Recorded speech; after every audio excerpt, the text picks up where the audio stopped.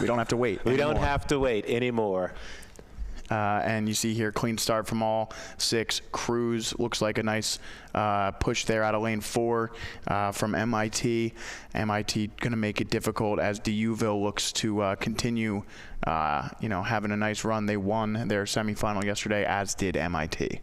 Yeah, and here is a race that has a lot of depth in it. You can see representation from, across the rowing world. We've got Vermont way up north. We've got Lafayette and Deauville. Yeah. I'm not sure. Where is Deauville? I believe they're in New York somewhere. Okay. Right. But I'm not sure. So maybe I'll adjust that to the greater northeast. Yeah, so Deauville is in Buffalo. Okay. All right. So here we go. Right now we have MIT out in front. But not by very much. We have the Cruz beside them, Lafayette, as well as what's that? Oh, sorry. Bowden. Bowden, really putting some pressure on them as well. And then in lane 2, Lafayette continues to put on a nice press there. Yeah, so we'll see if Deauville can respond. They're down early here in this race. They had the fastest time in the semifinals yesterday, but Lafayette and MIT looking to make it difficult for them early on here in 500 meters. Lafayette looking really strong. Yeah, and the question is, and sometimes in those semifinals, that they actually have to go out too hard to get that top spot. These are some of the things that can come into play. Yes, these athletes train all year, and their fitness levels are top notch by this point in the year. But sometimes, just to make it into this final, you really have to exert yourself. Yeah, and it does look like Lafayette and MIT continue to push out in front. Deauville is going with them, as is Bowden. And again, those were the 4 schools I mentioned to keep an eye on. An interesting wrinkle in this race is that Lafayette in lane 2 is joined by their teammates. In lane 6 is another Lafayette boat, so kind of shows you the strength of the Lafayette program. So it shouldn't necessarily be surprising that as we come past our camera here, it does look like Lafayette are our leaders at the moment. Yeah, MIT is really walking, moving just a little bit, but, actually, here we go. Lafayette in lane 2 is responding. Yeah, so let's call it Lafayette, MIT, Bowden, and then Deauville.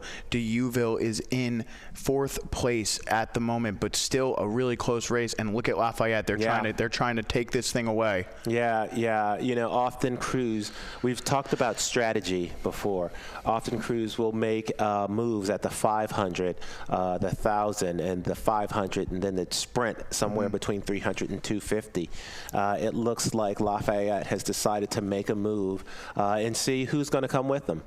Yeah, Lafayette with a really impressive second 500 here. I really enjoy that strategy, saying, you know what, we're going to dominate the second 500. They got out to a really fast start too, so it's helpful now. It's like, okay, their coxswain says, we're out in front. Why don't we continue to press our luck here and try and make this lead really difficult. I know these ladies have what it takes to finish strong, so I'll push them here, and we'll try and hang on to any pushes from MIT, Deauville, and Bowden in the future.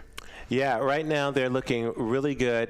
Staying nice and long, getting good compression, getting those oars in the water, not missing a lot. So they're doing the type of rowing that's going to set them up to really just rely on their fitness. Their technique is looking pretty good.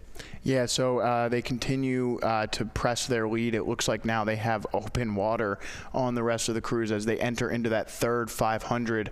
A really, really decisive move from Lafayette, who is just way out in front now. Really nice stuff from them.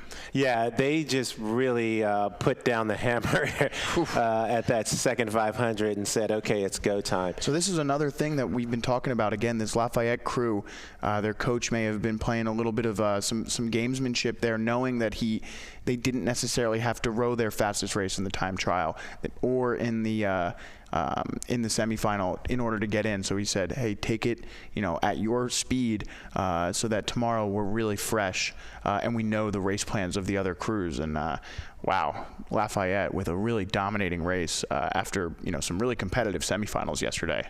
Yeah, and a tough road for the Vail there. They, I think they came in maybe expecting a little bit more, but so far, I think that they, maybe they're executing their race plan, but these other crews have just shown a little bit more than they've been showing for the previous day. Yeah, so as we come in now to the final 500 meters in the women's JV4 event here, it is going to be Lafayette taking us through the 500-meter mark first. Do any of these other teams have what it takes to reel them back in, or has Lafayette done enough to cement themselves as the gold medal winner here in this JV4 event? Yeah, I think Lafayette has shown, the way they were rowing, I think they have enough in the tank to sort of just hold on and win this race. All of these ladies are giving their best effort, and it's amazing to see the level of competition here at the 84th Jefferson Vail Regatta. But it just happens, Some races you have a good race, and some races you don't. You just try to minimize those number of races that aren't to the level that you'd like. Yeah, so Lafayette's still looking like they're out in front here after that big lead they took. It looks like MIT and Bowdoin have started to attempt to reel them in. Yeah. So can Lafayette hang on in this final 250 meters? And there goes Lafayette. They probably took it down a little bit there in that, the 500 between the docks and here, and now they're going to try and press their luck once again as they keep pushing. Here comes MIT in second place, Bowdoin in third. Can either of them make a final push here in the final 150? It's all Lafayette at the moment. Yeah, Lafayette's looking really nice. They've taken the rhythm up. MIT is trying to press, and Bowdoin is trying to see if they can inch their way up on that podium. And so, all of these crews right now laying it on the line.